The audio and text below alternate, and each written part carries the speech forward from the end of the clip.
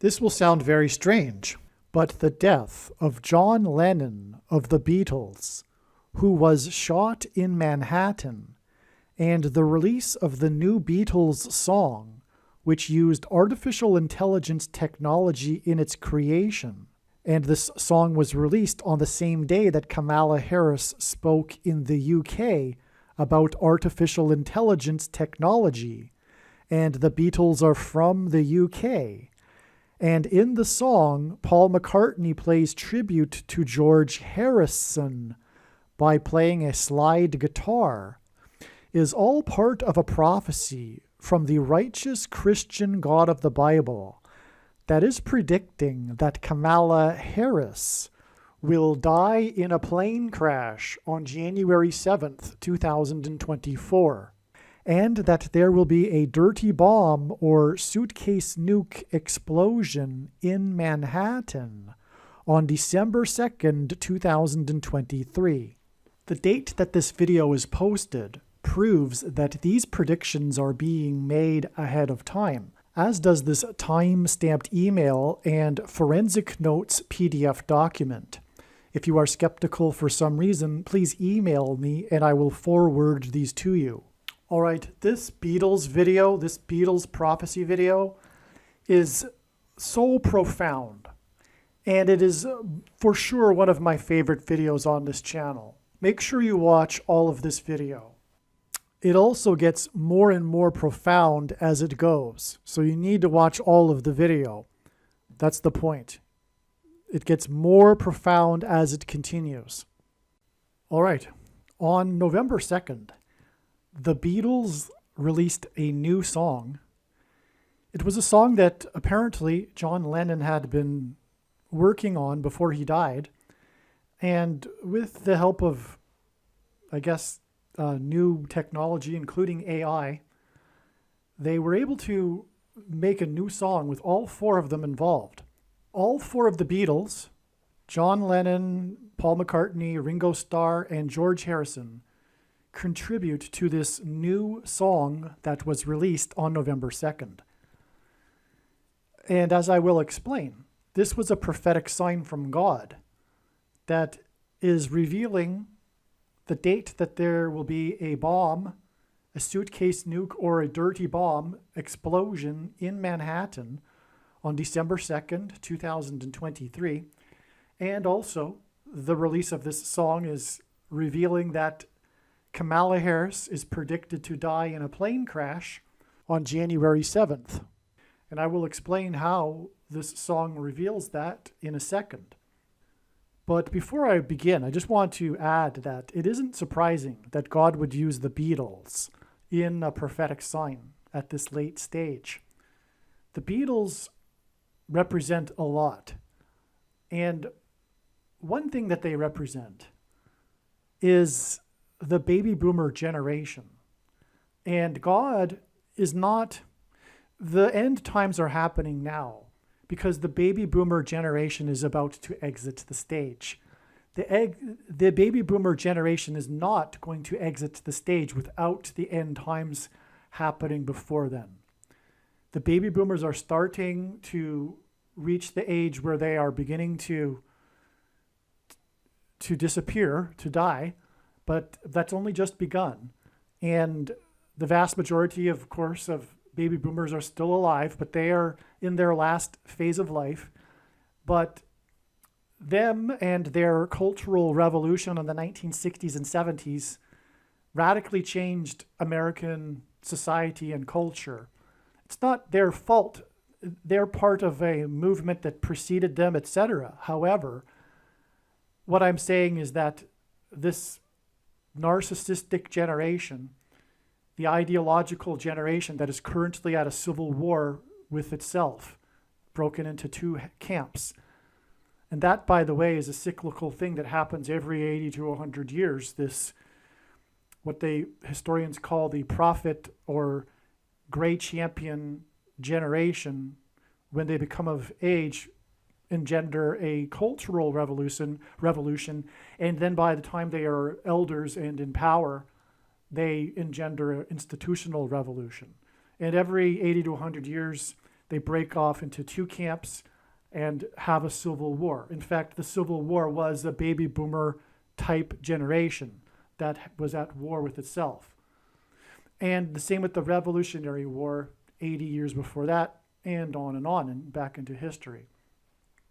But what I'm saying, though, is that it makes intuitive sense to me that the end times are not going to happen after the baby boomer generation has left the scene. They are a part of this, and they will be judged. And what I am saying also, and how this ties into the Beatles, is they are this baby boomer generation's cultural revolution in the 1960s that brought us things like abortion and what also historians call the consciousness revolution. It was the birth of a new religion in America and the West, which is what, like I'm saying, is called the consciousness revolution. It is the spiritual but not religious, quote unquote, movement.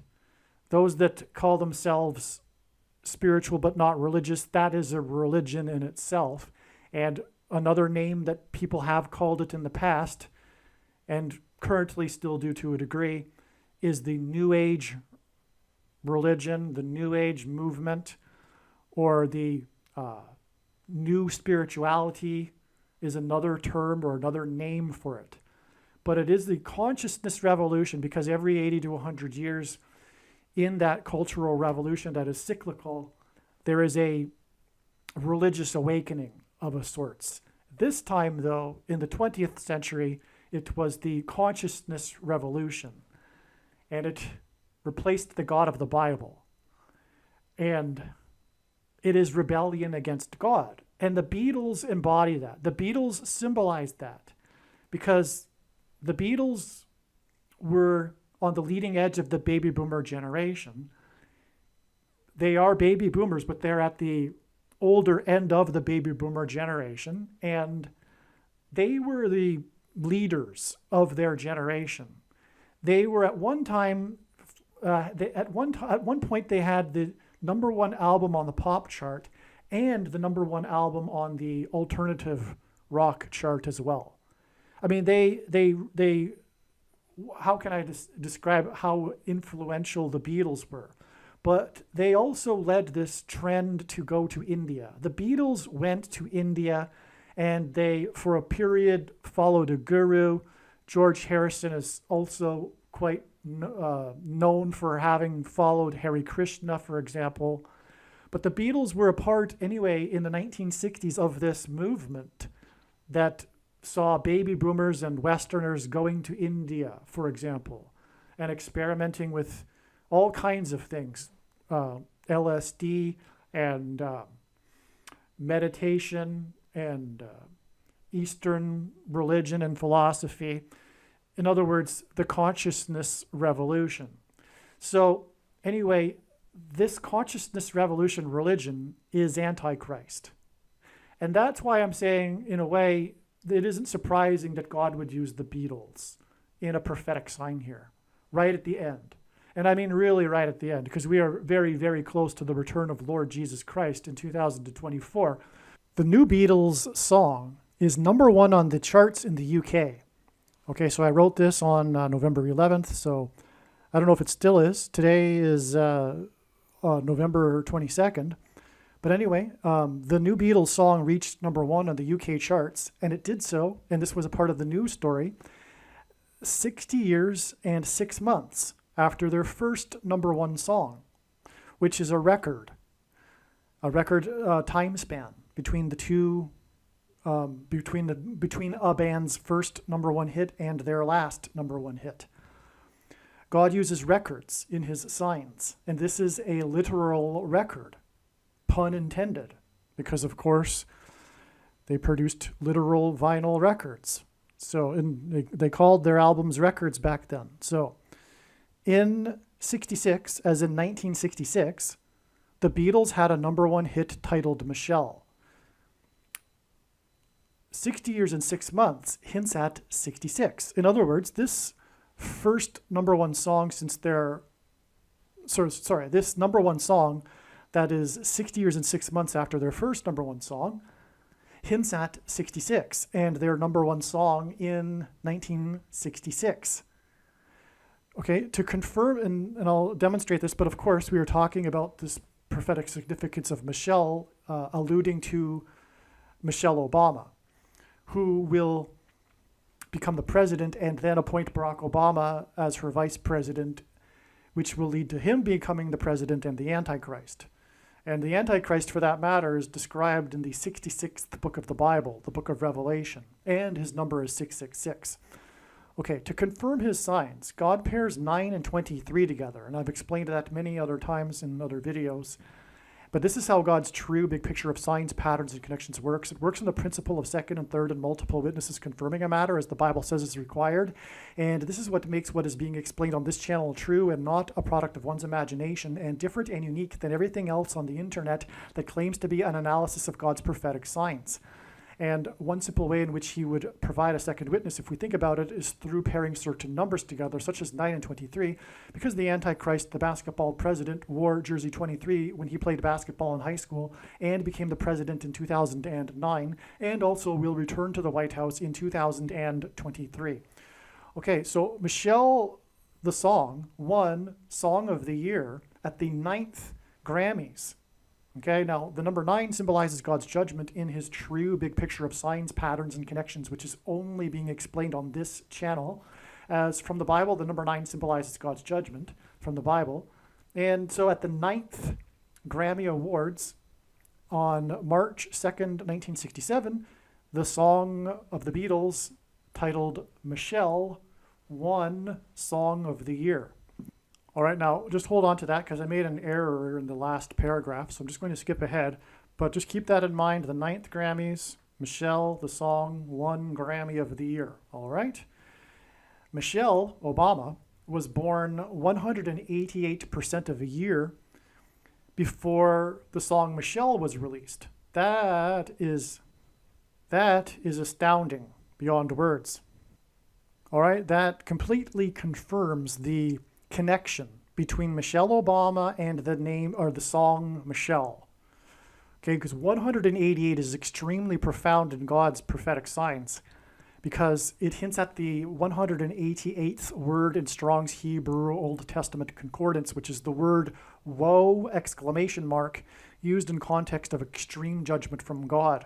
If you've watched any number of videos on this channel, you will have come across this 188 number repeatedly for good reason.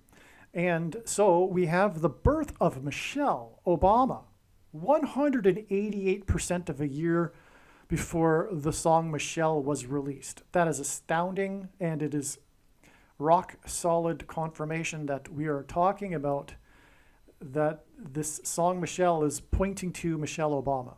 Okay? Furthermore, the song Michelle has lyrics in French. The song was inspired by the Bohemian Parisian left bank culture. Michelle Obama was on the Seine River in Paris during the Notre Dame Cathedral fire on April 15th, 2019. On a personal note, I handed out warning flyers on the left bank, flyers warning of what's coming, the end times, etc., and a lot of important information. And I handed these out on the left bank of the Parisian River, the Seine River, and also inside the Notre Dame Cathedral, incognito. Okay, it took 9 hours to put out the fire. The song Michelle won Song of the Year at the 9th Grammys.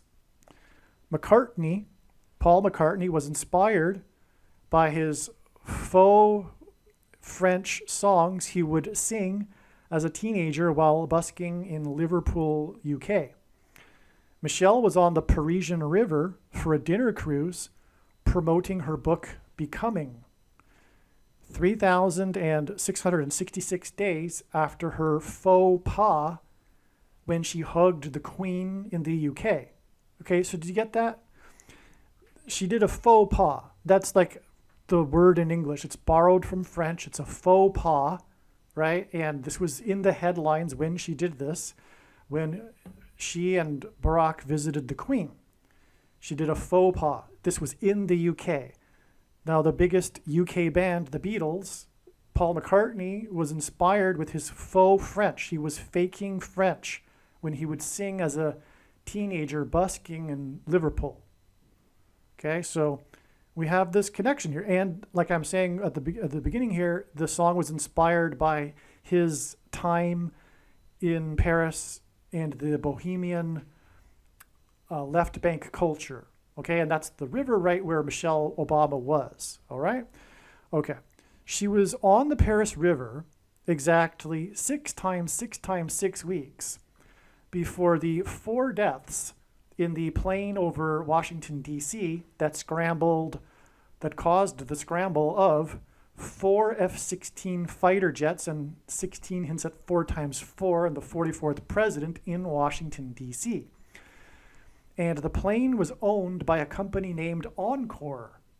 Encore is French for again. And the 44th president will become the president again.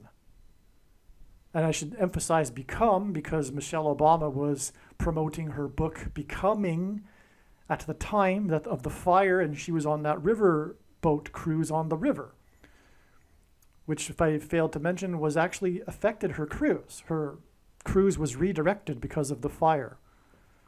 Okay.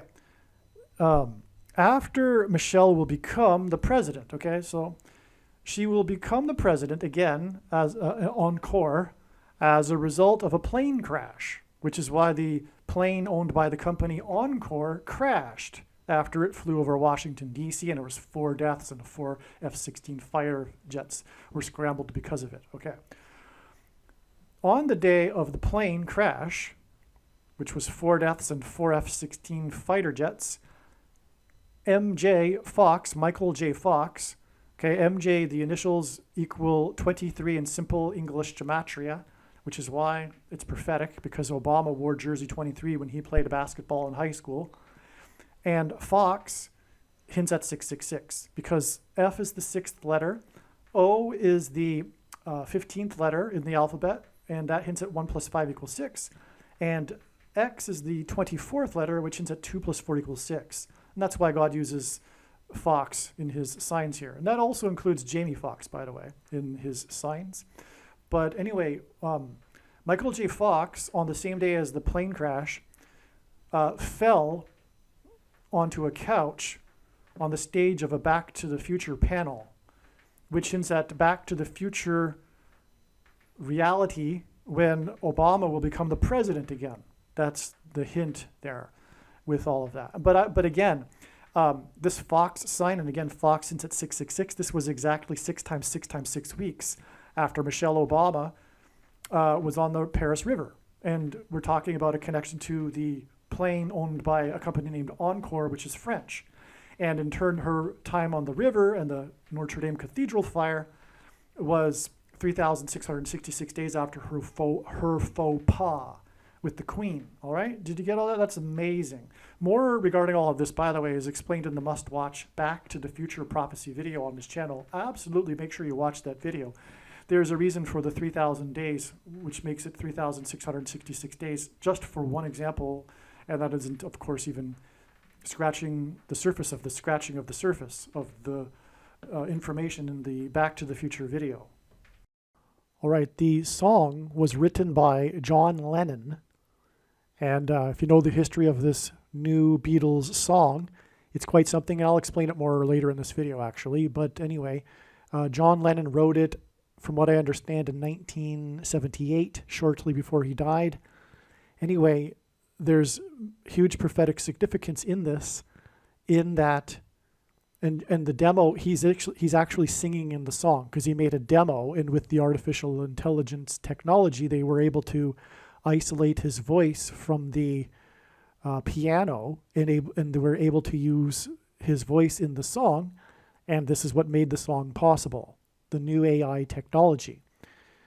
Okay, now, God uses gematria. If you don't know what that is, Roman, Greek, and Hebrew letters are also numbers, and as such, names and words can be converted into a numeric value. And in gematria, the name John Lennon is equal to 726. All right? And that is astounding because, as I mentioned earlier, this song, this new Beatles song, was released 60 years and 6 months. It became number one. It reached number one, a record 60 years and 6 months after their first ever number one song. And of course, the Beatles are known for their number one songs. I mean, that's the Beatles.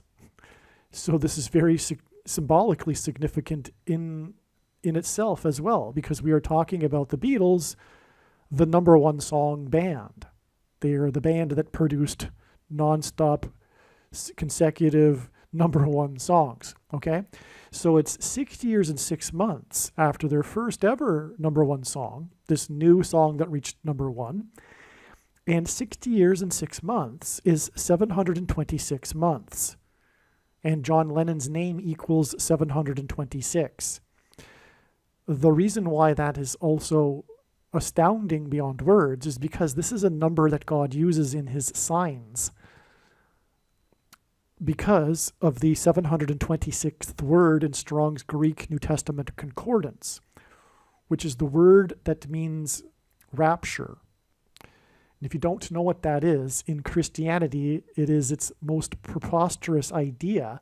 However, it says in Bible prophecy that God's faithful will be rescued, taken to heaven, instantly disappear, to avoid the severe persecution from the Antichrist, and then will return with Lord Jesus Christ at his second coming, and rule with him in the 1,000 years of peace, in the Messianic age. Okay, so that's the significance of 726, which is the equivalent of 60 years and 6 months, 726 months. And this gets us to the John Lennon song, and it is all about John Lennon and how he recorded this demo that made this song possible. And John Lennon's name in gematria equals 726. It is through the death of Kamala Harris in a plane crash that the Antichrist will rise to power through her replacement. And this is why on the day of the release of the song, the Beatles' new song, Kamala Harris was in the UK on a trip, and the Beatles are from the UK, and they are all about being from the UK, as it is about the British invasion, right? That's what they termed it. The Beatles led this British invasion of UK pop groups that topped the charts in the US. So the Beatles are quite synonymous with being from the UK. In the song, Paul McCartney paid tribute to George Harrison with a slide guitar, which is deeper than just what it sounds, because George Harrison played the slide guitar, but he didn't play the slide guitar with the Beatles. But also, this is significant because it is known that there was some criticism during their time together from McCartney to Harrison about, or rather, I think from what I understand, there was some unappreciated instruction, excessive instruction from McCartney to Harrison regarding his guitar playing at a certain time. I'm not the expert on the Beatles, and from what I understand, the Beatles got along quite well, and they were good friends and goofed around and joked around all the time, including right up until the end. But they are known for this. McCartney is known for, anyway, so that's the point there. So it's the connection to Harrison, and which was ultimately connecting to Harris.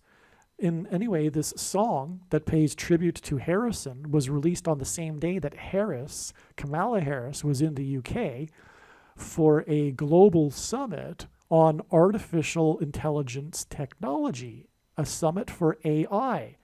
And the song was made possible due to AI technology. It is astounding. All right. So clearly, and furthermore, the death of Kamala Harris will lead to her replacement with Michelle Obama. And the song Michelle reached number one in 1966, which is what 60 years and 6 months hints at. The thing is here, the Beatles' new song used AI. McCartney paid tribute to Harrison, and the new song was released on the day that Harris was in the UK for AI. The song reached number one, and it was 60 years and 6 months after their first number one song. And this song was released on November 2nd, 66 days before it is predicted that Kamala Harris will die in a plane crash. 6 exclamation marks. It is astounding beyond words. It is confirmation that God is pointing to January 7th regarding the plane crash of Kamala Harris, which will lead to her replacement with Michelle. And the song Michelle reached number one in 66 and won the Grammy for Song of the Year for 1966. All right. There's a little bit more here.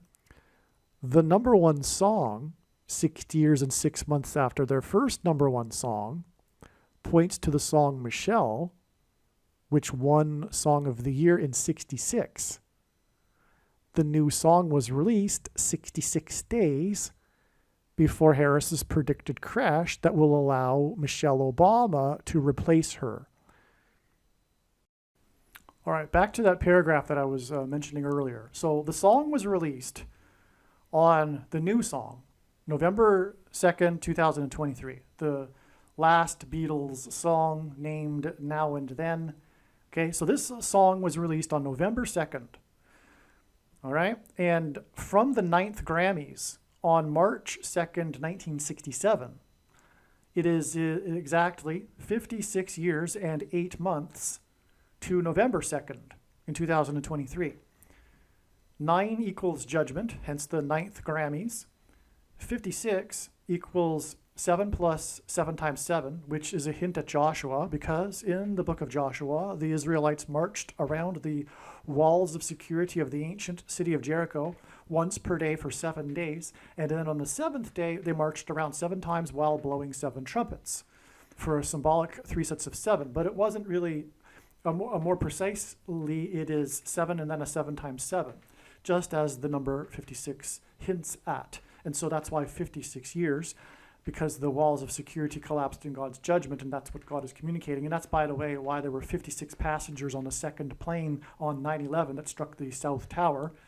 All right, and there were 7 times 7 times 7 firefighter deaths. Okay, and so also the 8 months hints at 4 plus 4, not 4 times 4, that's a typo, and the 44th president. Okay, the new song, the new one, the last song, the Now and Then song, is 4 minutes in 8 seconds, which hints at 48 and the 48th president. All right, November 2nd is 2 times 2 times 300 hours. In other words, 1,200 hours, which hints at the number 223 and the year 2023, but also 223 is the 48th prime number, and that's what we are talking about. Michelle Obama's husband, the Antichrist, being the 48th president. Okay, so the date of the release of the song that hints back to Michelle, right? The song Michelle is this number 223 connection of hours, 2 times 2 times 300 hours, which hints again at 223, before it is predicted that Michelle will become the president on December 22nd. 2 times 2 times 300 hours is equal to 50 days, and it is predicted that 50 days after the Beatles song and the connection to the song Michelle will be the day that the 50th vice president will become the president. Okay? All right, I had a feeling the Rolling Stones are connected to this. It can't be a coincidence that they just released a new album just 13 days before the release of the new Beatles song. Naturally, the media is talking about this coincidence. The new Rolling Stones album was released on Harris's birthday, Kamala Harris. Michelle will become the president as a result of the death of Harris. The 56 years and 8 months connection is also 680 months, which hints at H68, a stone. Okay, so the 68th word in Strong's Hebrew Old Testament Concordance is the word meaning a stone. This completes the connection. The new Beatles song is billed as the last Beatles song, and the talk about the Rolling Stones' new album is how it could be their last. This is symbolism for the end of the road for American culture, the end times. These bands also symbolize the British invasion, which is symbolism for walls of security collapsing, Book of Joshua, like I explained. So the 680 months connection needs the Rolling Stones, and together the Beatles and Rolling Stones' new releases confirm the 680 months connection. All right, so in other words, long story short here, we have an astounding confirmation of the connection between the song Michelle and this new Beatles song, okay? And again, it's all pointing to Michelle Obama, and through her, the rise of the Antichrist. So again, from the Song of the Year Awards, the 9th Grammys, it is exactly 680 months to the release of the last Beatles song, and it coincides with the timing of the release of the new album by the Rolling Stones, and 68 is the word that means a stone. Yes, the Rolling Stones release is key and is part of this connection from the Beatles' Michelle song. October 20th, 2023 is 2 times 23, which hints at, again, at 223, the 48th prime number, which hints at the 48th president. Days, okay? So 2 times 23, in other words, 46 days, to the predicted appointment of Michelle as the vice president on December 5th. 2 times 23 is 46 days, and she will be appointed by the 46th president, Joe Biden. 2 times 23 days is also 12.60% of a year, which hints at 1,260 days in Bible prophecy, which regards the period of the time of the Antichrist. October 20th, 2023 was Harris's 59th birthday. 59 is the 17th prime number. October 20th, 2023 is 17% of a year before it is predicted that Michelle will become the president. To confirm his signs, God pairs 9 and 17. 17% from the 17th prime number birthday of Kamala Harris is also exactly 9 weeks. And God also pairs 9 and 23. This 9 weeks is also 2 months and 3 days, which hints at 23. And again, Harris was in the UK for a summit on AI on the day that the new Beatles, who are from the UK, song that used AI in its production was released, making it more relevant that the other British UK invasion band released its album on her birthday. The launch party for the new Rolling Stones album was the main part of the story. The launch party was in America 59 years after the British band first invaded America. Okay, so what a coincidence. On Kamala Harris's 59th birthday, the media was talking about how the Rolling Stones were having a launch party 59 years after they first came to America. Okay? And a big part of this story was the performance of Mick Jagger and the Stones with Lady Gaga for Sweet Sounds of Heaven, the name of the song. Lady Gaga. Lady is a sort of title, which hints at the title of vice president and president. Gaga, in Simple English Gematria, is 16, and it's also 16 in Hebrew Gematria. And by the way, if you don't know what gematria is, Roman, Greek, and Hebrew letters are also numbers. And as such, names and words can be converted into a numeric value. All right, and 16 God uses to hint at 4 times 4 and the 44th president. That's the point here. The launch party was in Manhattan. That's a typo. It's 44 days, not 4 times 4 days, before it is predicted that a dirty bomb or suitcase nuke will explode in Manhattan. The venue is named Racket. That's a typo as well. It's not racket as in a sports racket. The Stones and Lady Gaga made a racket at Racket, and so will the explosion. That's the point, the prophetic symbolism. It is predicted that there will be nefarious activity behind the explosion involving U.S. intelligence agencies, which is what Racket hints at also. Okay, and so that's predicted to be, by the way, on December 2nd, 44 days after the launch party at Racket. And here is some, and by the way, the name of the album, just come to think of it, is Hackney Diamonds, but it was inspired by broken glass on streets in, I guess, Hackney, UK. And so after a rowdy night or something like to that effect, whatever, right? But anyway, so that's also, I guess you could say, symbolism for an explosion and debris and, destruction. Okay, and here is something very interesting. As was explained, it is symbolically very important that Harris visited the nation made up of 4 countries, the UK. Her tweet and video about this visit to 4 countries for a summit was 3 sets of 7, as in British invasion, Joshua symbolism, right? Days after her visit to the Four Corners region of America for a talk on the day that the Middle East 4-party summit talk was canceled. It is predicted that the racket, that's all, by the way, explained more in the Gaza explosion video.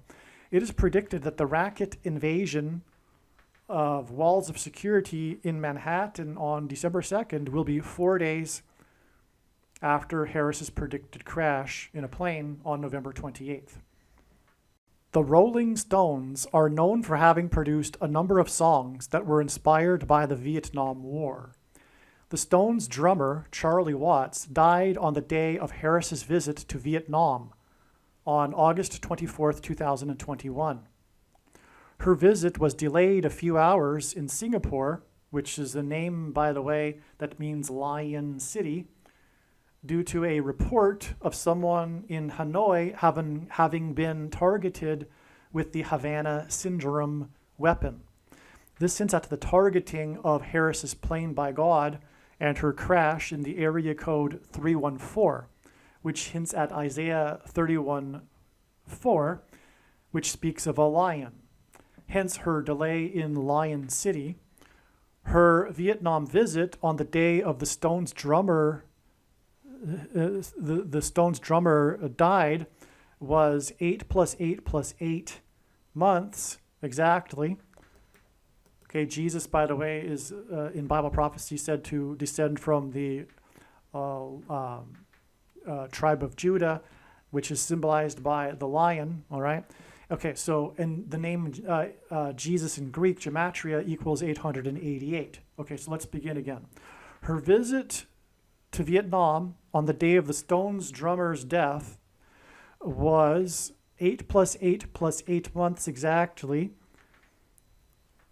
which is also 4 + 4 and then 4 + 4 and then 4 + 4 months, which hints at the 44th president, before the prophetic plane crash in a foreign country that was a result of war, the plane crash of the Russian general of the Wagner Group. The day of the death of the Stones, and by the way, that's extremely prophetic, but that's explained in another video. So when I'm writing this email, I'm talking to people that know what I'm already talking about, which makes it very difficult to explain sometimes. I need to elaborate, but I can't. I can't go into any further the explanation for the Wagner Group and the 54th Massachusetts Regiment and on, right? That fought at Fort Wagner, etc. So the day it's explained in other videos. That's why.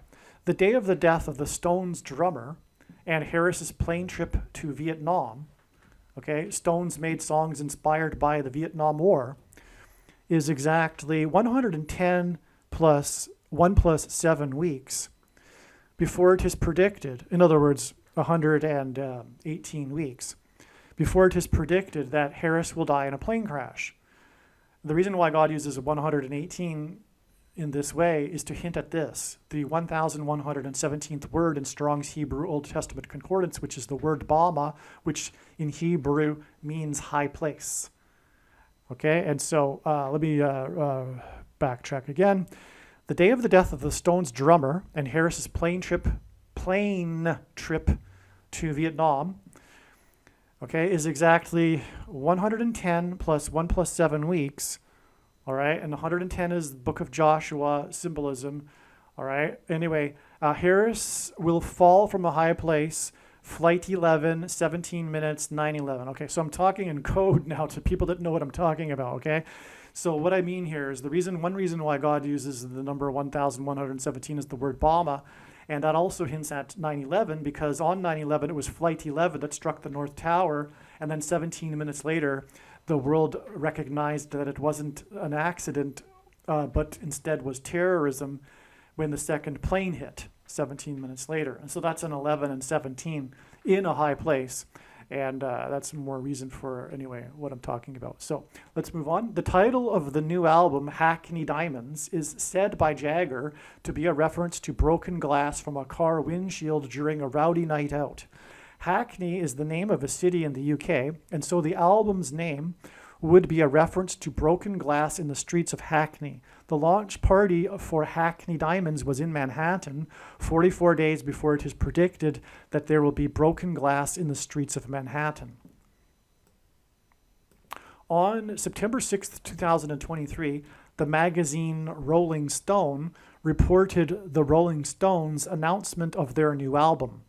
The announcement of the new album was on the anniversary of the release of their last album, A Bigger Bang. It was the 18th anniversary. This 18 years is the headline of the Rolling Stone article. In the media in general, a big part of the story of the Stones' new album is how it is their first since 2005, 18 years earlier. 18 years is 6 plus 6 plus 6 years, which hints at 666, the number of the Antichrist. 18 years is also exactly 6 times 6 times 6 months. Okay, and that also hints at 666. This symbolic Antichrist connection to A Bigger Bang album is solid confirmation that the new album hints at the coming Big Bang explosion in Manhattan. Therefore, the launch of the album at Racket in Manhattan is for the purpose of confirming the 44 days to the explosion in Manhattan. A Bigger Bang may also be a reference to how the coming explosion will be more destructive than 9/11. By the way, also, as I'll explain later, John Lennon, who wrote the new song, was shot in Manhattan, and that'll also, as I'll demonstrate, be pointing to the coming explosion predicted in Manhattan. Actually, the announcement of the new album on the 6 plus 6th plus 6th anniversary of A Bigger Bang is 87 days before the predicted bang in Manhattan. 87 hints at Revelation 8:7.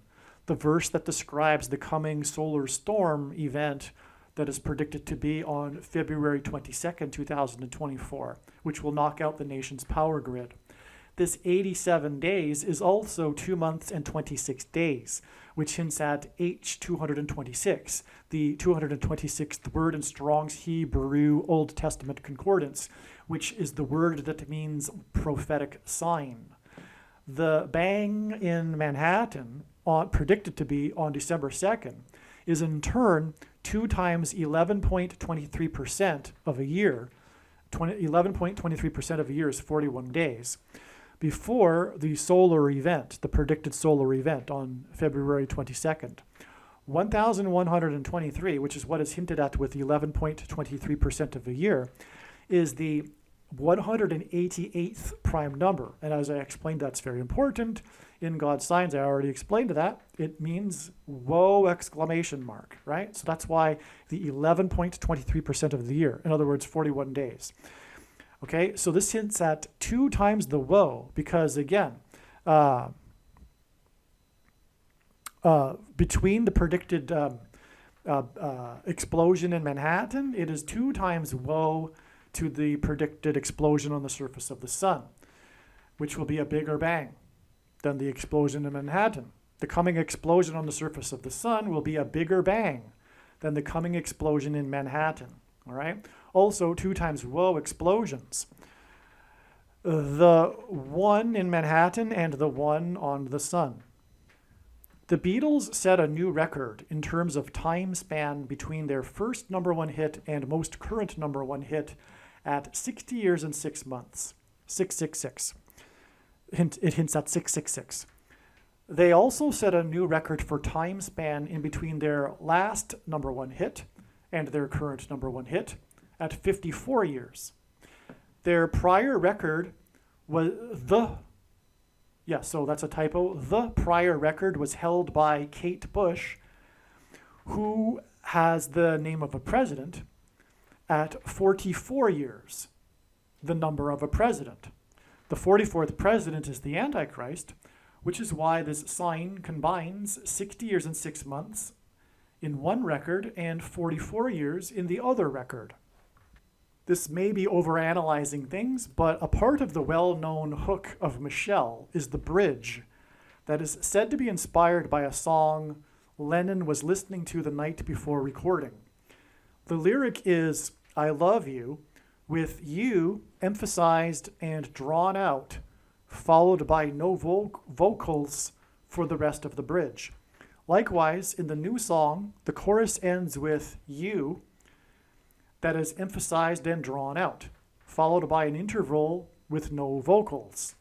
This correlation may be confirmation for the connection between the 2 songs in God's signs. I think it is, but there's more to be said, which I explain more in a second here. The new song was made possible because Yoko Ono is now 90 years old. 90 hints at 9, which is the number that symbolizes God's judgment, as I mentioned earlier. And McCartney got around her control because of this. Yoko Ono is, in simple English gematria, is 110, a pairing of 9 and 110. And that is profound because, again, as I mentioned earlier, God confirms his signs and connections through pairing certain numbers together, and God pairs 9 and 110 together frequently. And I've explained it many other times in other videos why, but it is 9/11 symbolism, okay? The new song reached #1 on the date November 10th, which hints at 110, okay? 1110 is 6 plus 6 plus 6 days before Harris's predicted crash on November 28th. Yoko Ono in English gematria is 660. 66th is the 11th triangular number, and therefore this confirms 6 plus 6 plus 6 days from November 10th. It is said that Yoko Ono was a curse on the Beatles, and therefore Antichrist symbolism. All right. And for that matter, she was nicknamed in the media the Dragon Lady. Okay, so she definitely has this Antichrist symbolism about her, being a curse on the Beatles, right? Everyone knows that, right?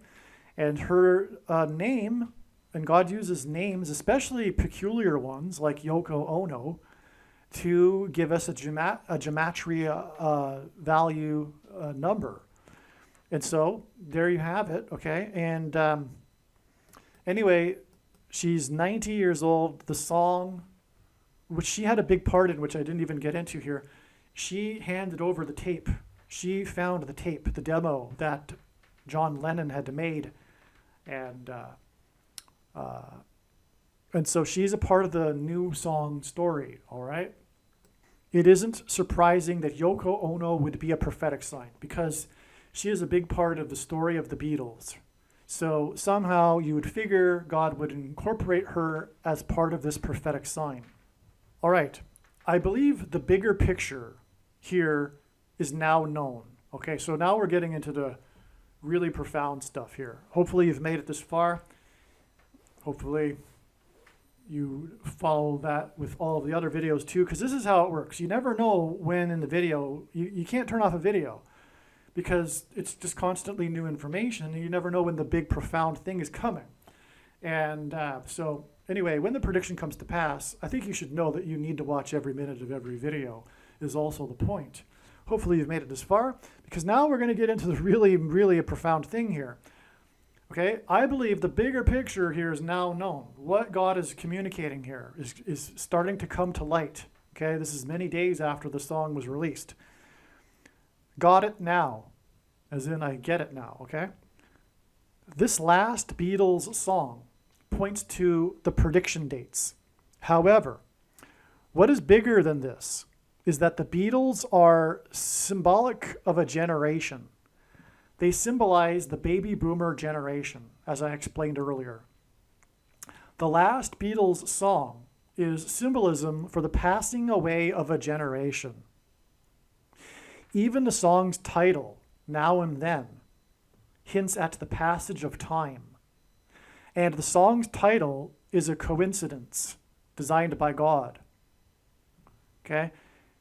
Not only that, but the composition of the song is a type of time travel, because the original demo was made in 1978, but then George Harrison contributed to it when the remaining Beatles got together in 1995, but this song wasn't completed, it couldn't have been completed until 2023 because of the technical difficulties. And so you have in this song that has a title that hints at the passage of time, produced by the band that symbolizes the baby boomer generation and symbolizes the end of the baby boomer generation, because this is the last Beatles song. And they are, well, Paul McCartney is 81 years old now. So you get what I'm trying to say here? Now, the song is melancholic, which is also symbolic, because it is in contrast with how the Beatles are the quintessential optimistic mood band. I mean, actually, this is another interesting thing. I've looked at this theory called socionomics. And anyway, if you plot the Beatles' #1 albums on a Dow Jones chart over the decades, over the times when they were released, it coincides with stock market peaks. And that's just a reflection of optimistic mood. Well, anyway, let's move on. So the video shows them throughout the years. So the video is also this video is a big part of the prophetic sign.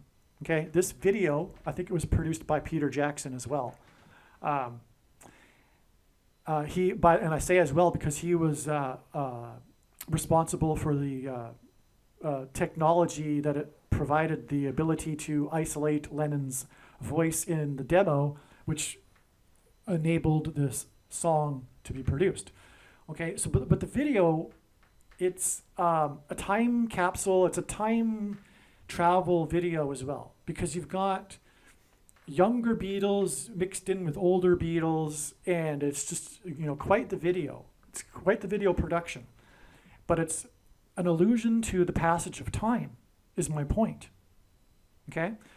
So the song incorporates their voices from different songs from the past. Not only that, so they've got in the song, when they're singing together, there's samples, clips, snippets from other songs in the past when they're singing the harmony together on a note.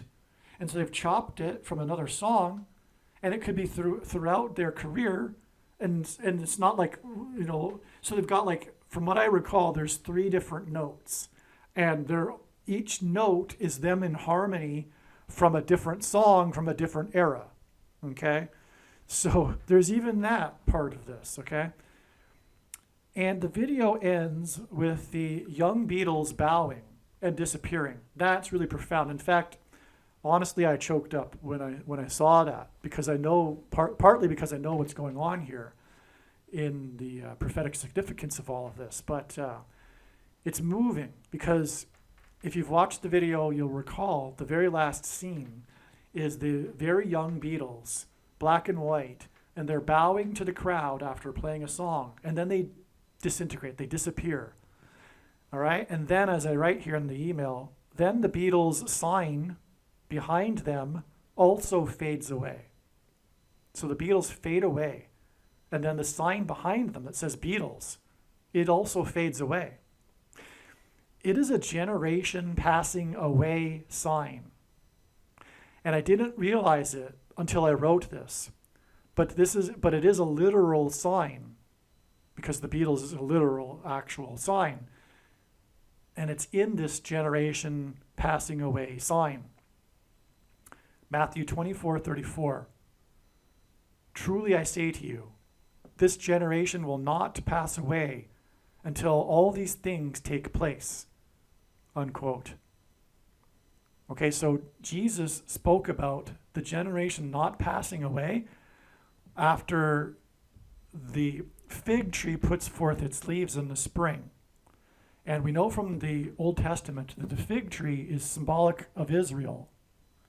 And its putting forth its leaves in the spring is symbolic of its rebirth and the beginning of birth pains, as Jesus was saying in context here. The beginning of the end times is the rebirth of Israel in the spring.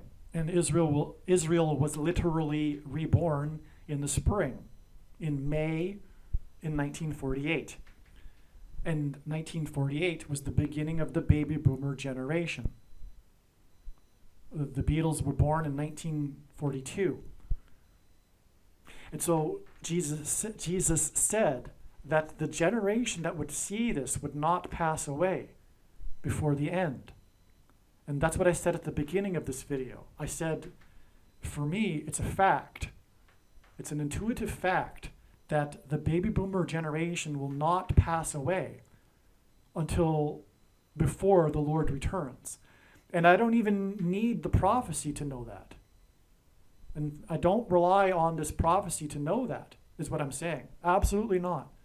It's amazing confirmation. But I intuitively know that the baby boomer generation is part of the end times, and it must be. You see what I'm saying? Okay? There's reasons why I know that, okay? And I've tried to explain that a little bit at the beginning of this video. When were the Beatles born? McCartney was born in 1942, right at the very beginning of the baby boomer generation. They were born just before 1948 and the fig tree putting forth its leaves, as in Matthew 24, in the spring. It's now winter, metaphorically and coincidentally, literally. Okay? What I mean by that is the baby boomer in social history, there's a cyclical theory of social history that says that generations shape history. Generation archetypes, there's 4 of them, and they repeat every 80 to 100 years. And these generational personas shape history, and in turn, history shapes the generations. And that's what produces a cycle. That's how cycles work. Okay? So anyway, the baby boomer generation, which this archetype happens every 80 to 100 years after the winter season, is born in the spring. And then they come to age as young adults in the summer and engender the cultural revolution in the summer. And when we think about it, the 60s and 70s, when we think of it, it's brightly colored, right? And the 40s and 50s we imagine as being black and white. Well, coincidentally, that was the case because of photography technology, but that was also designed by God. And so anyway, if you think about the fashion, though, in the 60s and 70s, you've got bell bottoms and brightly colored clothing and flower power, etc., right? Well, anyway, so that's the summer, and we are now in this cycle in the winter season. And it's not only that, this song, this last Beatles song, was released at the beginning of the winter on November 2nd, as we're moving into a literal winter coincidentally. Okay, because it's designed by God. This coincidence of the Beatles song being released as we move into winter, literally and metaphorically. The Beatles are passing away as we transition into the winter season of crisis, metaphorically and also literally, November, as I just explained. Actually, I don't think I was overanalyzing.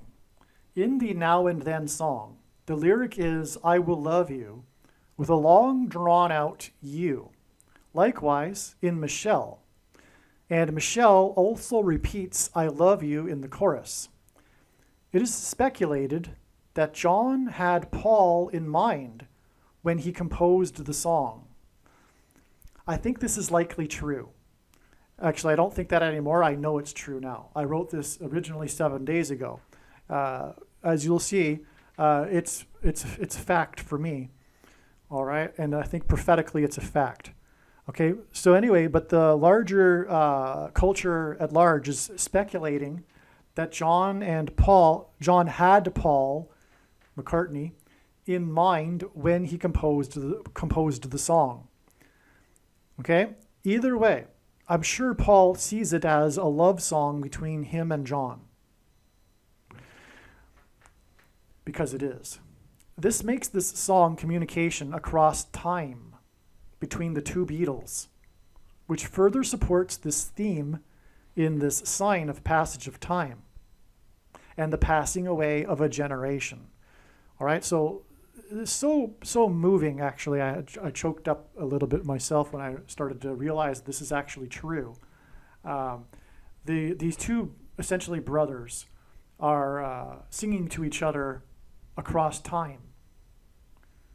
And so, you know, John wrote this in 1978, many years after they had broken up, and he sings this song that says, you know, it's true. It's all because of you. And so, anyway, that's it. But what I'm saying also prophetically is that it is further confirmation of the prophetic significance of this theme of passage of time. Okay? And therefore, this theme of a passing away of a generation, which implies the end of the age and the return of Lord Jesus Christ and the end times. That's why the end of the Beatles, the last Beatles song, okay? There's much more here. But there's much more here, okay? The last Beatles song was released on November 2nd. John Lennon in simple English gematria is 11 to the power of 2, 121, which is what the date 11-2 hints at. 11 to the power of 2. This song, this last Beatles song, was written by John Lennon, and his name in gematria is 11 to the power of 2. John's name highlights the number 11, and his name symbolically aligns with the date 11-2, the release of his and the Beatles song. The reason Harris's plane will crash on November 28th is because it will hint at the Pilgrims' 11-ship flotilla in 1630 and John Winthrop's shining city on a hill speech that was derived from Deuteronomy 28. That's why she will die in a plane crash on the date 11/28.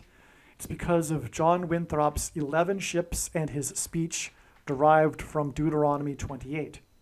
There were 101 passengers on the Mayflower that arrived in the New World, the Pilgrims' promised land. Okay, the Pilgrims saw their crossing of the Atlantic to the New World as analogous to the Israelites crossing the Jordan River into the promised land. And there were 101 passengers on the Mayflower that arrived. 101 hints at 11, and 101 is the 26th prime number. Yahweh, the name of God, in Hebrew gematria is equal to 26. The release of the last Beatles song, Now and Then, was released on the date 11/2, which hints at 11 and the Pilgrims, and 26 days later, which hints at the name of God, will be 11/28. The date 11/28 hints at the Pilgrims and Winthrop's speech derived from God's words before entering the Promised Land, and this is the date it is predicted that Kamala Harris will die in a plane crash. The last Beatles song, Now and Then, symbolizes the passage of time, not only of a generation, but the time between the founding of the nation and the Pilgrims and the current moment in time on the eve of the end and destruction of the nation. That is the big thing here. Okay, so not only is this passing away of a generation theme symbolized with this Beatles prophetic sign, but the Beatles song is released 26 days before it is predicted that Kamala Harris will die in a plane crash on the date 11/28, which hints at the beginning of the nation with the 11 ships and the speech derived from Deuteronomy 28, which regards God's promises of blessings and curses for the Israelites in Israel, in the Promised Land, dependent on whether or not they obey God's commandments, which was essentially John Winthrop's speech as well before they disembarked their ships into the Promised Land. Okay, so again, from this sign of the Beatles that's symbolic of the passage of time, this song Now and Then, this release on November 2nd is 26 days to the date 11/28, which hints and the predicted crash of Harris, okay, and which is also, by the way, hinted at with George Harrison. But this 26 days is relevant too, and the date 11/28 hints at the passage of time between now and back then when the Pilgrims arrived. But the 26 days is also relevant because the 26th prime number is 101, and there were 101 passengers on the Mayflower, and 101 hints at 11, and there were 11 ships in John Winthrop's flotilla 10 years after the Mayflower. And so, my friends, what I'm saying is that this end of the Beatles, this last song, is a sign that's pointing to the end of the period of time and history of America. According to the Bible, God created man in his own image. And it's this idea that will ultimately begin us on our journey in unraveling the number 11 pattern found within Numbers. So let's begin our second subtopic, Numbers, because it too is an important concept in the Bible, because numbers are found everywhere in the Bible, like the numbers 7, 12, 40. There's even a book of Numbers. Another interesting example is the number of the beast, because that particular example highlights the use of numbers and validating that they are important. However, are these two concepts related between an image and numbers? Well, to draw that connection, let's begin with a metaphor, using an image and a mirror. So let's imagine a mirror with a 1 placed here. It would create a reflection, resulting in the image of a 1. Similarly, if we start on the number line, 11 is the first numerical number along the number line to have repeating digits or reflecting digits, and can be further demonstrated when we place a mirror here in the middle of 11. We could say that 1 reflects 1, whereas 10 or 12 don't, because 1 doesn't reflect 0, nor does 1 reflect 2, and so on, hinting at the fact that the number 11 represents reflection. Another important thing to mention is that not only does reflection create an image, but that the image is symmetrical. And what is fascinating is that the number 11 will act in the same way as a mirror, creating a symmetrical image between all other numbers. This can be amazingly demonstrated by this 10 by 10 chart, representing all two-digit numbers from 0 to 99 in numerical order. And if you notice, the numbers going down diagonally are numbers that are divisible by 11, starting with 11, 22, 33, 44, and so forth. And if you notice, it acts as our axis of symmetry between the rest of the numbers. For example, let's look at the 34-43 branch. As we follow it out, we have 25 and 52, 16 and 61. Lastly, we have 7, which is symmetrical to 70. This particular example is similar to the 45-54 branch, and subsequently all other branches follow this exact same relationship, demonstrating that the number 11 is literally a number of reflection, creating a symmetry between the numbers that branch off of it. And lastly, another unique connection to the number 11 can be found between each symmetrical pair when added together, because the sum of any two of these numbers is divisible by 11 as well. So let's go back to our first branch that we used in our first example and see the connection. Because 34 plus 43, 25 plus 52, 16 plus 61, and 7 plus 70 all equal 77. And 77 is divisible by 11, which is also shared between all other symmetrical pairs as well, like 58 and 85. When you add those two together, 143. Divide that by 11, 13.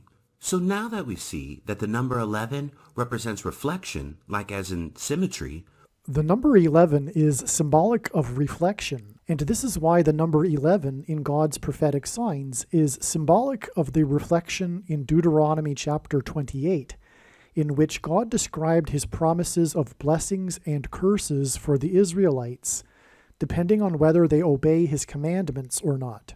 The contrast between blessings and the opposite curses is a reflection.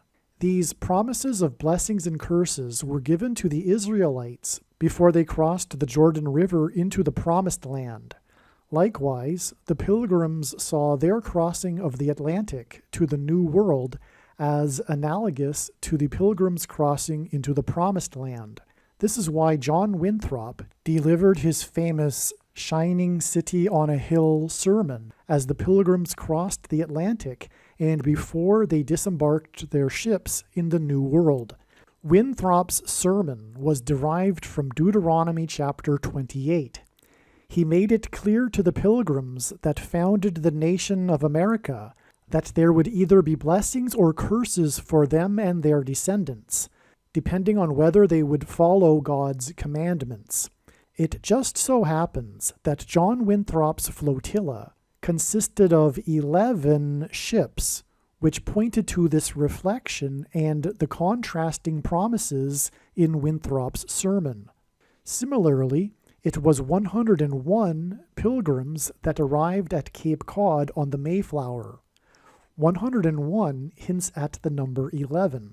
The journey on the Mayflower took a long, arduous 66 days, and the number 66 is the 11th triangular number.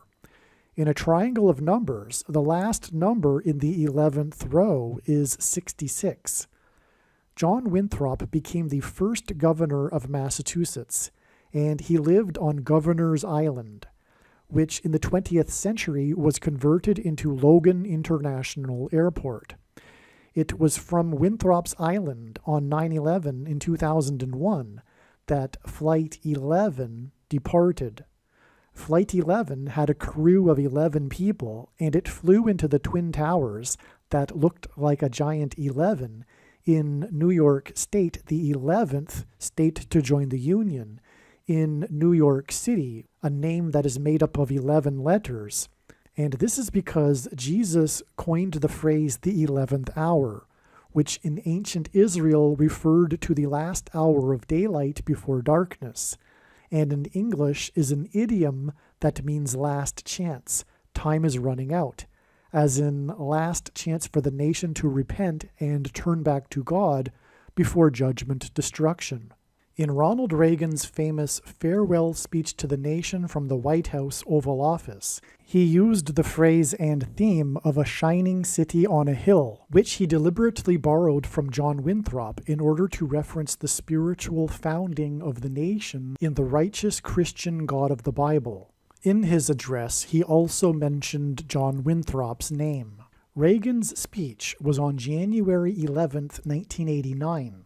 The date January 11th, 1/11, hints at the number 11. Before becoming the president, Ronald Reagan was the governor of the 31st state to join the Union, California. The 11th prime number is 31, and on the 31st anniversary of Reagan's City on a Shining Hill speech, 11 people were killed on the date 1/11 in 2020 due to Winter Storm Isaiah, a hint at the prophet Isaiah in the Bible. On this same day, the MVP in what was at the time the most recent Super Bowl, player 11 for the New England Patriots, was arrested at 9 p.m. in Los Angeles for vandalism.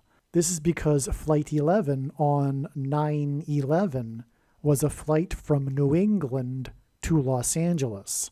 9 plus 11 days after 11 deaths on the date 1/11 due to Winter Storm Isaiah, President Trump trumpeted the phrase "prophets of doom" in a major speech.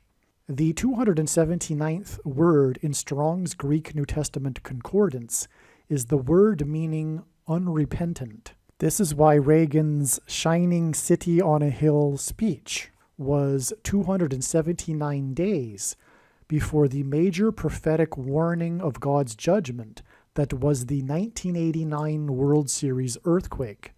This 279 days was also exactly 40 weeks, and when asked by his disciples for the signs to look for of his return, Jesus replied with the metaphor of birth pains in context of earthquake signs. According to the medical profession, the average human gestation period is 40 weeks. Santa Cruz is Spanish for Holy Cross, and this is why the epicenter of the 1989 World Series earthquake occurred in the Santa Cruz Mountains, 10 miles from Santa Cruz, California, and caused a section of the Bay Bridge that connects the two cities that were playing in the World Series at the time of the earthquake to collapse, which hinted at the bridge between man and God, which is the cross, having been collapsed.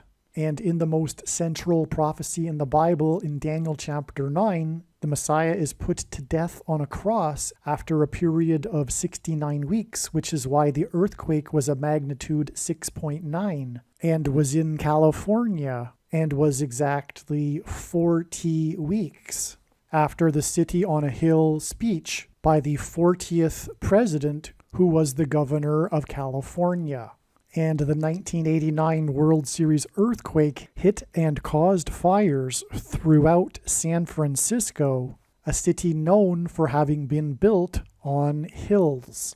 It is because the number 11 symbolizes God's promises of blessings and curses for his nation in Deuteronomy chapter 28 that it is predicted that U.S. Vice President Kamala Harris will die in a plane crash on the date 11/28 on her way to or coming back from the 31st state, which will lead to the curse of the Antichrist president.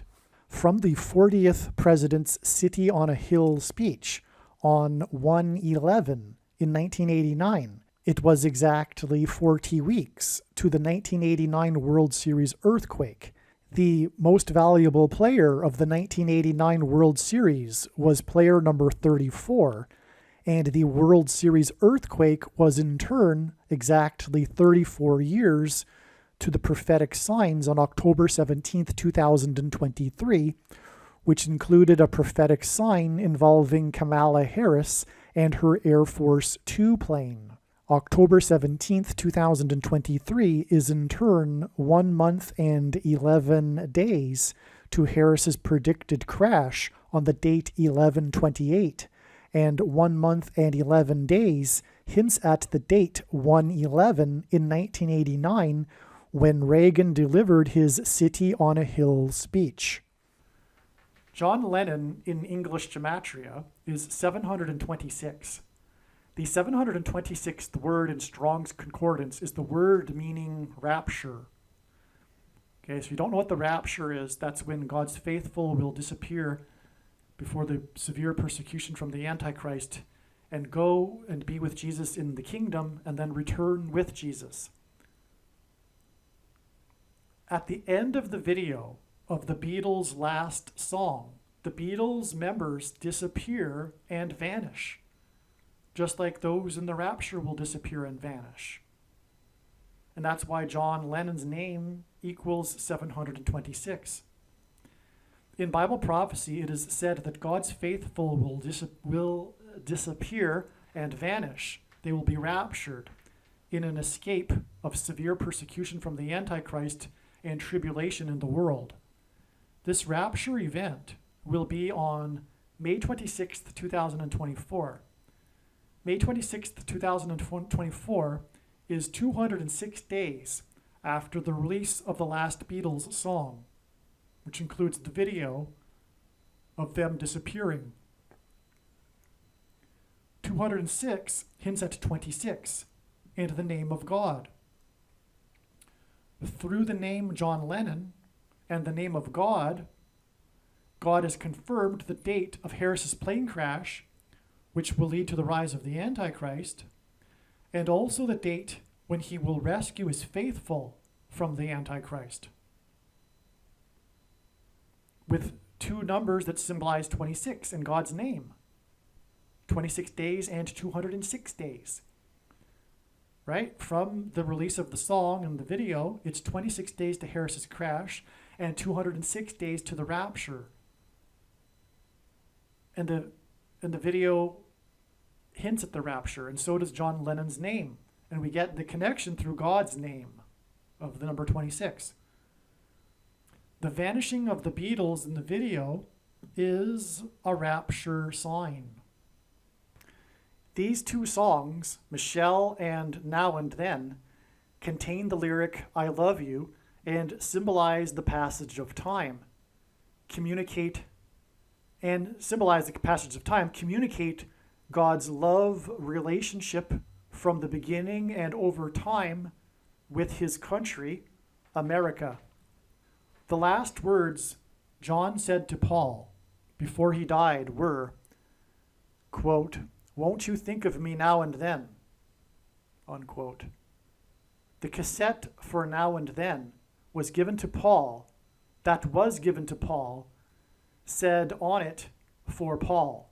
Actually, I've come to learn that Paul didn't get the original, and he didn't even get a copy of the original. I think it's a copy of a copy. And anyway, apparently the original has on it written for Paul. But and from what I understand, it is believed that it's John Lennon's handwriting. I suppose I'm 90% sure that that's the general understanding, although I did hear somewhere that it's possible that it's Yoko Ono's writing when she was going through John's stuff or something and wrote it on it. But that's like bringing in the doubt. But there is no doubt, because we know intuitively what God is communicating here through his signs. We know what God is communicating. It is a love song for Paul. And when you think about it, the lyrics also are clearly a friendship. It's clearly friendship. And anyway, what's the bigger point here, though, is that the last words from John to Paul were, "Won't you think about me every now and then?" All right? And as I'll explain, there's more to this as I'll explain. So rather than repeat it twice, I'm going to come back to this, okay? So anyway, we have this big prophetic sign, which is this last Beatles song named Now and Then. And it is speculated, although it's not, for me, speculation, that the song was written by John for Paul. All right? So, yeah, these words were on John's mind. And that's why he said these words to Paul and wrote a song named Now and Then, right? And he says in the song, it's all because of you. So anyway, it's such a beautiful thing, actually. The song reached number, but I'm going to come back to that in a second. Okay, so the song reached number 1 on November 10th. This is a series of ones.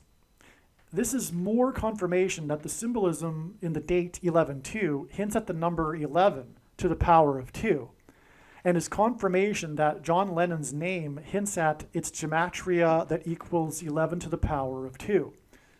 It is confirmation that the purpose of this is for hinting at the number 11, John Winthrop's 11-ship flotilla, and God's promises of blessings and curses. The name John in John Lennon hints at John in John Winthrop, right? That's something that wasn't mentioned earlier. As I was saying, the release of the song connects to the predicted crash of Harris on the date 11/28, which hints at John Winthrop and his speech derived from Deuteronomy 28 and the 11 ships. Well, we also have confirmation from the actual name of John, because it's 11 to the power of 2, and we've confirmed that that's prophetically relevant through the other ways.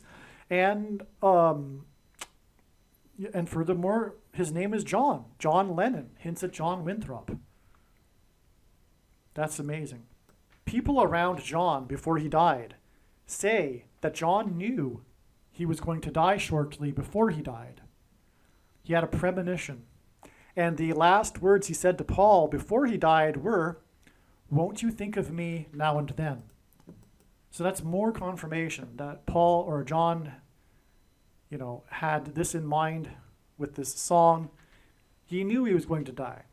He had a premonition, and the people around him say that this was clear.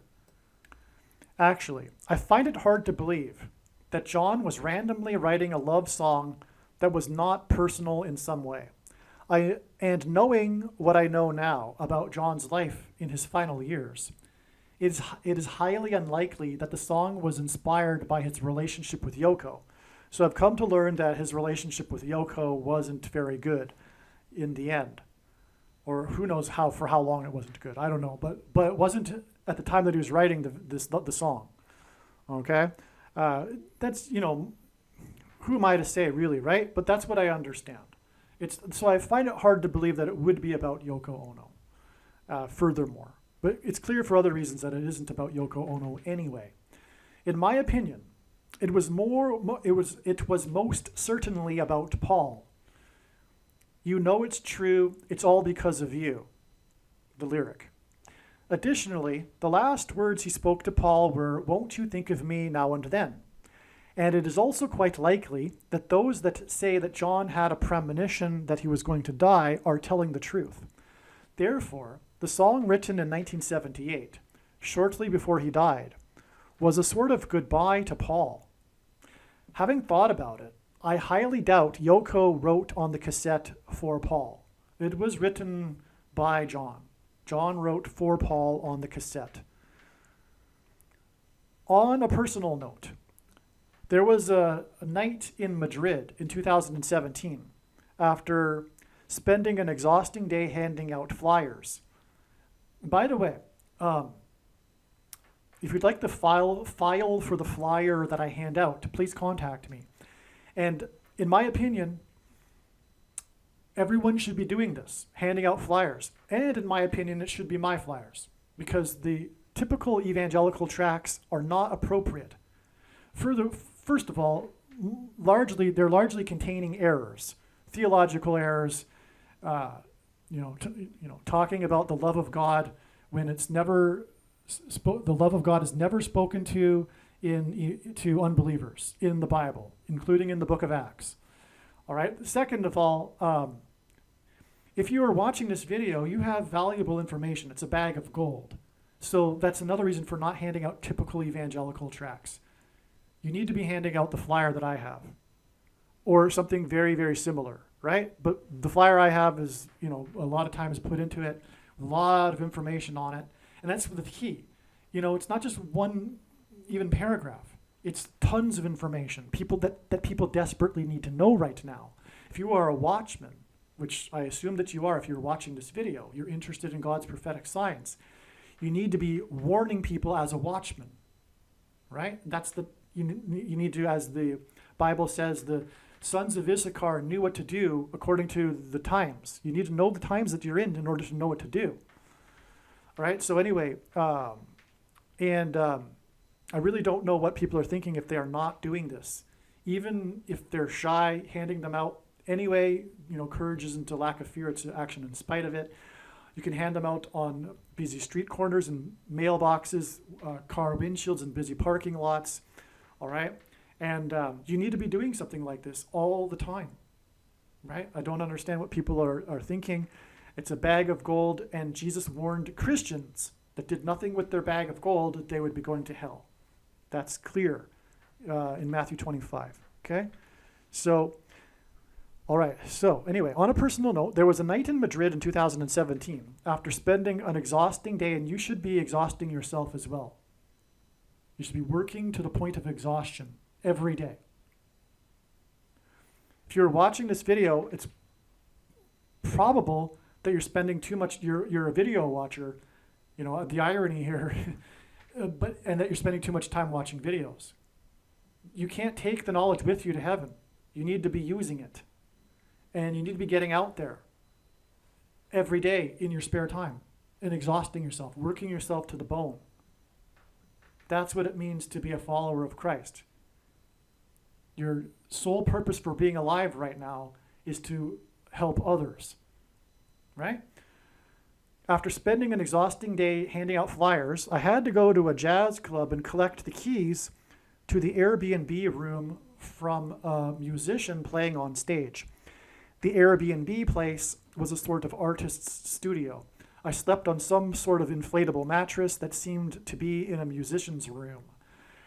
But sitting alone in what would be considered a common living room of the warehouse apartment, I found myself staring at a poster of John Lennon or the Beatles and contemplating the life of John. My thoughts were how John was now dead, and that his fame and fortune did not matter in the end. He had a great life, so I assumed at the time, but he lost out on the opportunity to serve God. Even though my night with accommodations had been a serious struggle, I felt blessed with that opportunity, and I was contemplating something to the effect that there is no reason to be envious of John in any way. I felt the glow of the Holy Spirit. This was just thinking to myself, it wasn't really about John. The Beatles song was produced using AI. Harris was in the UK for an AI summit on the same day the song was released. It reached number one after 60 years and 6 months since their first number one hit. Their last number one song was 54 years ago, which broke the prior record of 44 years. It reached number one on November 10th, 2023.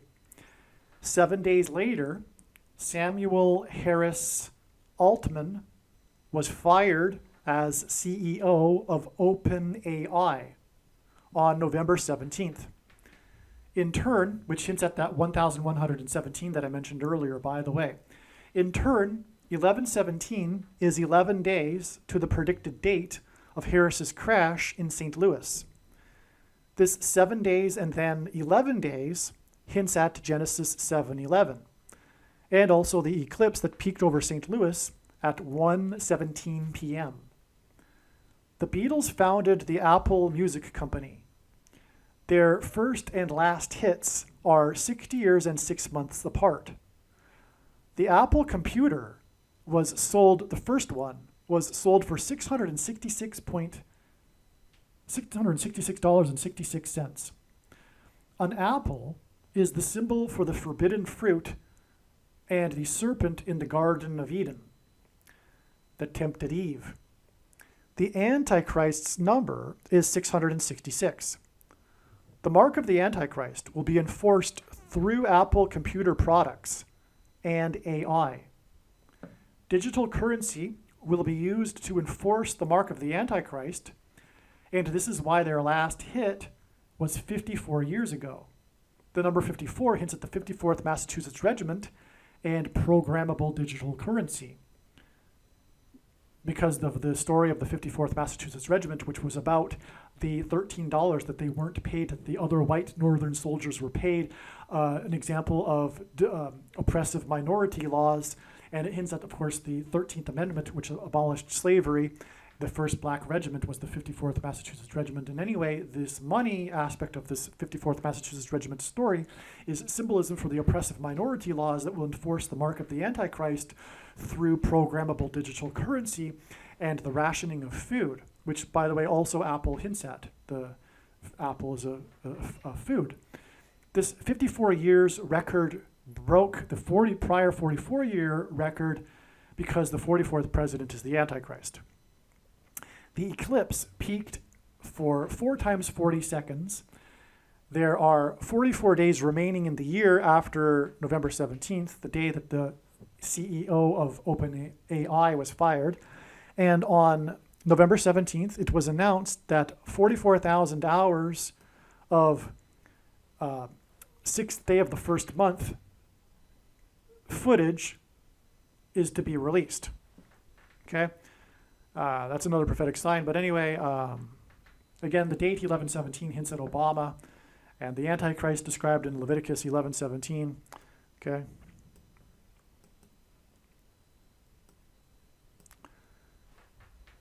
Okay, the Beatles' famous last ever concert was in Candlestick Park in San Francisco. The Lord has used Candlestick Park in other signs, including the 1989 World Series earthquake and the power outage during a Monday night football game that was on Hanukkah Day 1, which made the name Candlestick hint at the menorah candles in the temple. The last ever concert that ended that particular concert tour began at 9:27 p.m. The Lord uses the time 9:27 in his signs to hint at the end of time and the passage in Daniel 9:27, the end of the age. It's the last verse. This is the most central prophecy in the Bible, and the last verse of it is about the end times. 9:27, Daniel 9:27, which is the verse about the end times, which confirms the significance of the last ever Beatles concert, the end of Beatles touring. A famous documentary made by Ron Howard about the Beatles' touring years is titled 8 Days a Week, which hints at the 8 days of the Festival of Hanukkah. Okay, hence the connection to Candlestick Park. The last ever concert on August 29th, 1966 was 6 + 6 + 6 days after John Lennon's infamous press conference in Chicago, the home city of Barack Obama, on August 11th, 1966. And 6 + 6 + 6 days hints at 666, the number of the Antichrist. Lennon apologized and clarified his remarks from earlier in the year, which had recently become major news. Quote, "Christianity will go," said the unguarded Lennon in February. "It will vanish and shrink. I needn't argue about that. I'm right and will be proved right. We're more popular than Jesus now.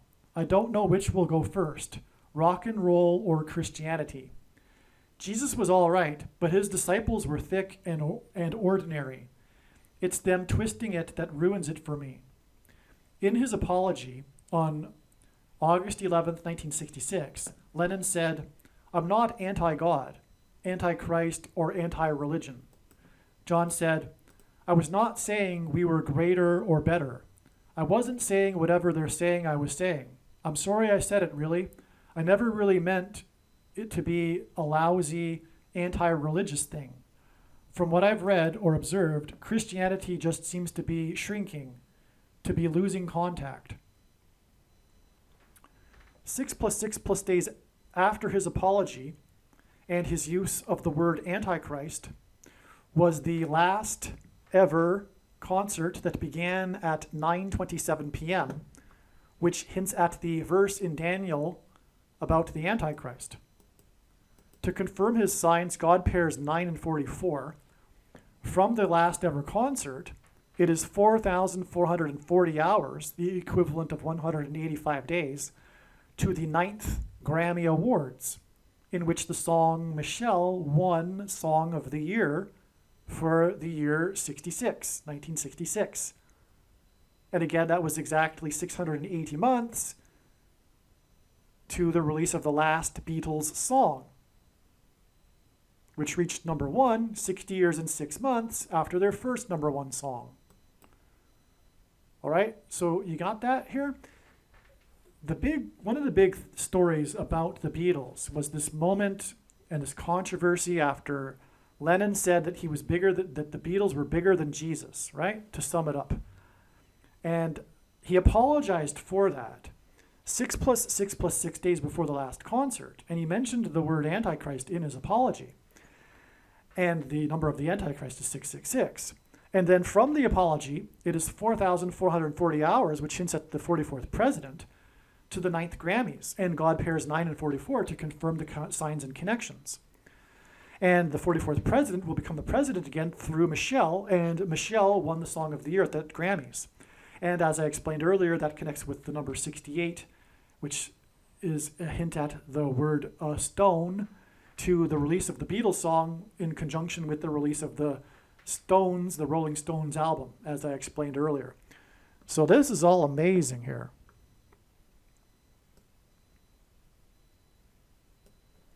And so, here we have it. The Beatles represent the baby boomer generation, but the baby boomer generation and their cultural revolution represents the radical departure from God. And the Beatles also represent this cultural revolution as, in a way, they led the way. It's not even as in a way. They did lead the way, literally. The Beatles led the way in the cultural revolution.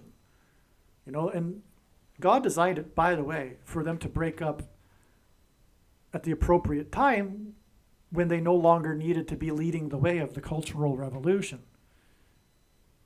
You go into the 1970s and the cultural revolution is well underway by that point. And so the purpose of the connection to the song Michelle in 1966 is to point to the words of John Lennon in 1966. That's the bigger picture here, okay? Yes, okay, we got this fine connection to the song Michelle, hinting at Michelle. Of course, she will enable Barack to become the president again, but there's more to it, right? Now, as I mentioned earlier, you know, Michelle was born, 1 year, 8 months, and 8 days, 188 before the song was released, etc. But there's still more to it. Ultimately, it's also pointing back to this year, 1966, right? That's also, again, why the 60 years and 6 months connection, too, between the first and most recent or last hit, number one hit. It's all about 1966, but it's pointing to 1966 because of the symbolism in the last concert that was 6 + 6 + 6 days after John apologized for his controversial remarks about Christianity. And that's what it's all pointing to here. Because the Beatles embody this sentiment towards Christianity in the baby boomer generation and the cultural revolution. That's what it's all about here. All right, so this is the bigger purpose of this last Beatles song, Prophetic Sign. It is a passing away of a generation sign, but it isn't just any generation. This is the baby boomer generation, the drivers of American culture for 60 years. It is entirely fitting that the end of the baby boomer generation would coincide with the end of the age, and the return of Lord Jesus Christ. I have read about and been quite interested in the subject of generations and their roles in social history. In my opinion, it is obvious that that it is impossible for the Lord to return after the baby boomer generation has passed away. The baby boomer generation is not going to be absent for the end times. This is an intuitive fact for me. Paul McCartney is 81 now. The leading edge of the baby boomer generation is now past the average life expectancy age. The time for the Lord to return and the end of the age is now. All right, so as I wrote here, there's more to the story of Now and Then and the John and Paul connection. It's in the second half of this video. It's clearly supernatural. So there's too much to type out to my friends here, so I'm just going to give it a shot explaining it, okay?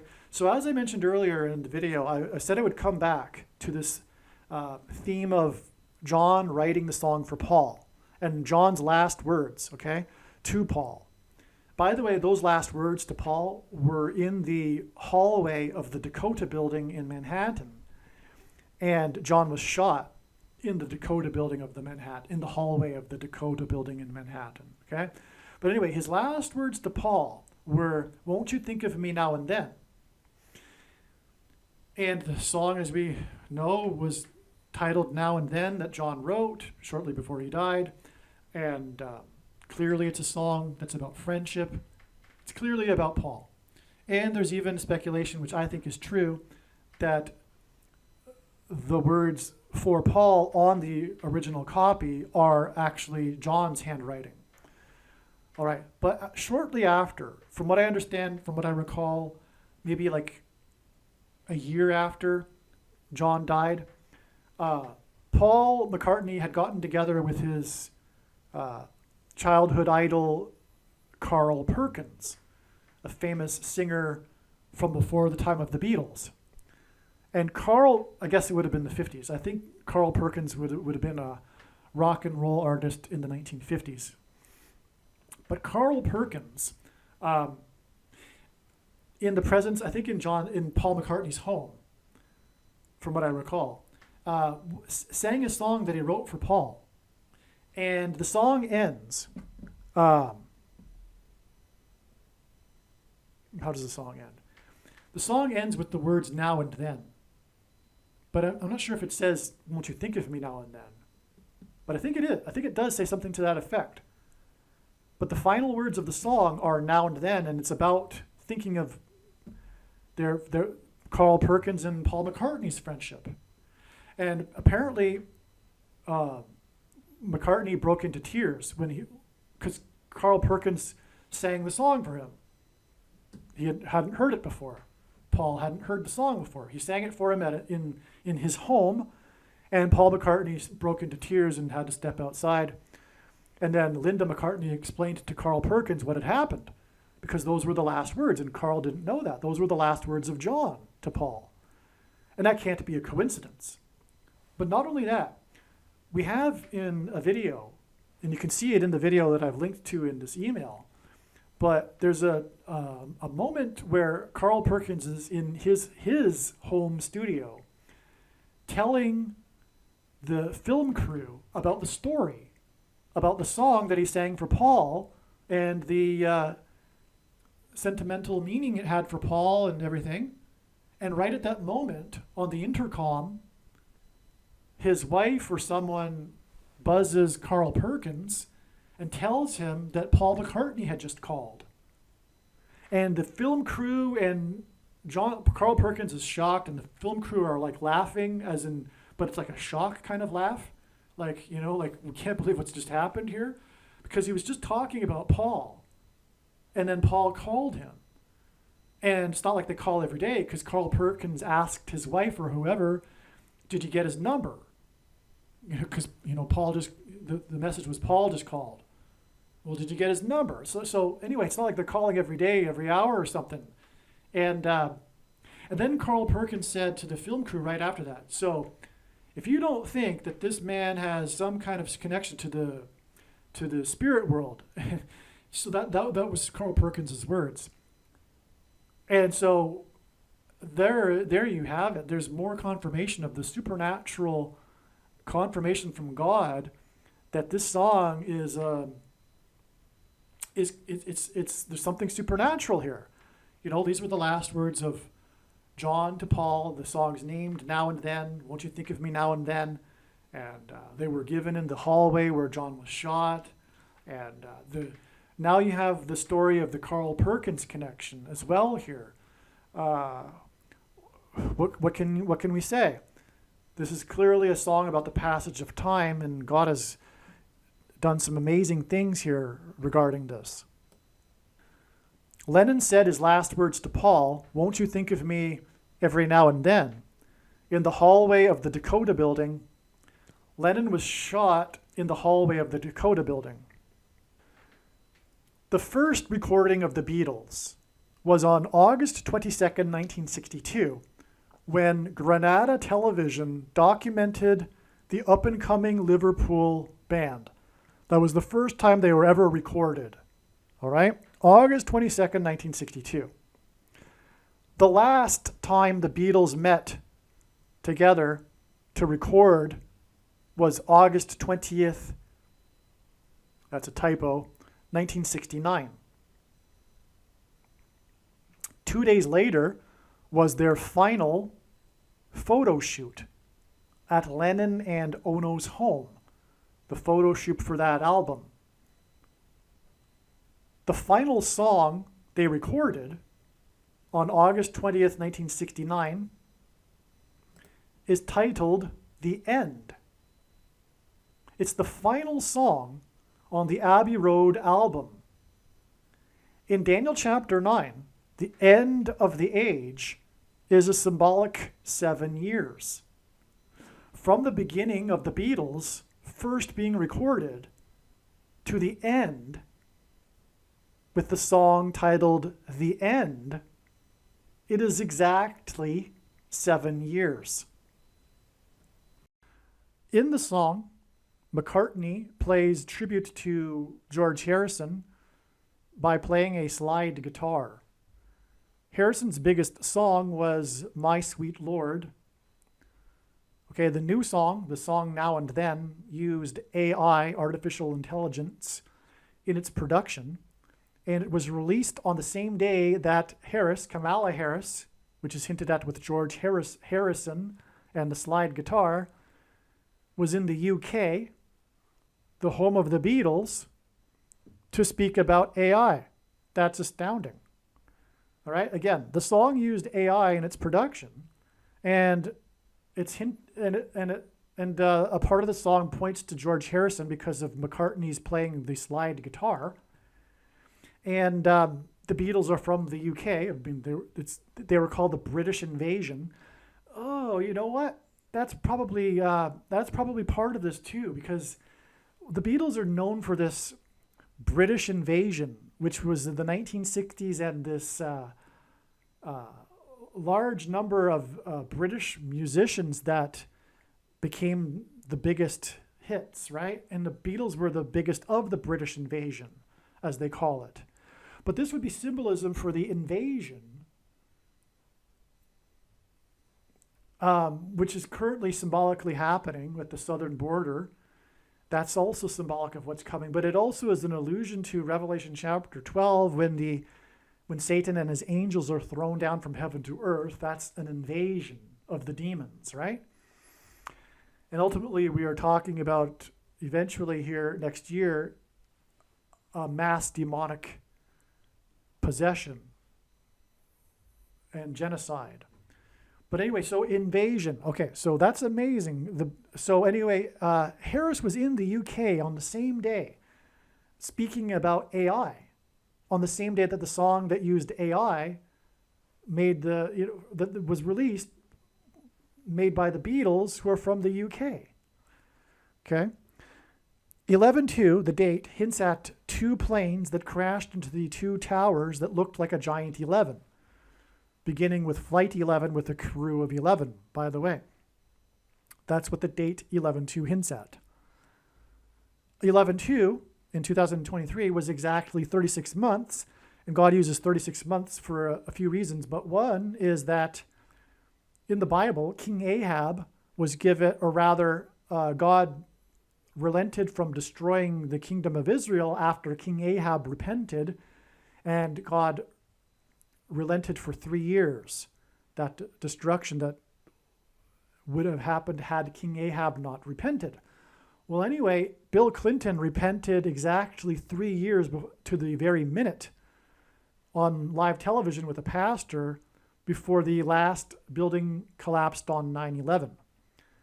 Anyway, 36 also, because 36 months is 3 years, and also 36 hints at or symbolizes 666, the number of the Antichrist in Bible prophecy, because 36 is 6 times 6, but also 2 times 18, which is 6 plus 6 plus 6.